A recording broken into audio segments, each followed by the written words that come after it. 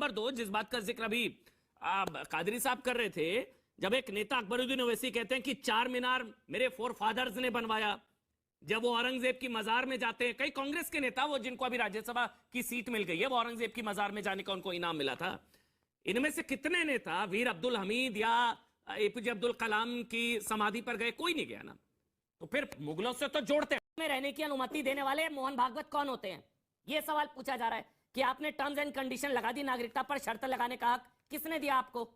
बताइए प्रफुल्ल केतकर, आपने इंटरव्यू किया मोहन भागवत का, इंटरव्यू दिया है। इस पर्टिकुलर प्रश्न का जो उत्तर है वो जनसंख्या नीति के संदर्भ में उन्होंने दिया। यस। और उस पर उन्होंने ये कहा कि भारत रहना है तो जनसंख्या का संतुलन जो है वो बने रहना चाहिए।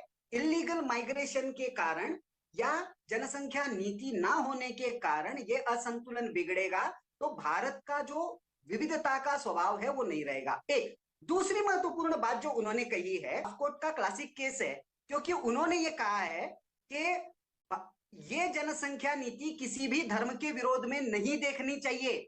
उन्होंने ये कहा कि इसके कारण इस्लाम को या मुस्लिम जो पंथ फॉलो करने वाले हैं उनको कोई खतरा नहीं है, कोई भी उनको चिंता करने की आवश्यकता नहीं है।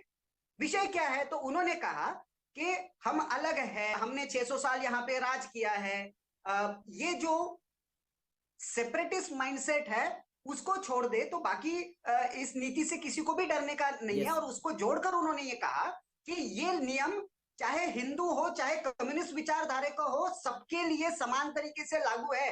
कोई भी इस भ्रम में ना रहे कि ये जो प्रभुत्व की मानसिकता है, जो सुप्रीमसिस्ट एटीट्यूड है, ये किसी के लिए भी किसी ने भी अपने मन में नहीं रखना चाहिए। ये जो मिसकोट कर रहे हैं हिंदुओं के लिए भी कहा है, ये सुप्रीमेसी वाला अगर भाव किसी के भी दिमाग में है, घर में दो भाई हैं, अगर एक भाई अपने आप को शहंशाह समझता है कि जो मैं कहूंगा वैसे ही चलेगा और मैं ही रूल करूंगा इस घर में, उन्होंने हिंदुओं के लिए भी कहा।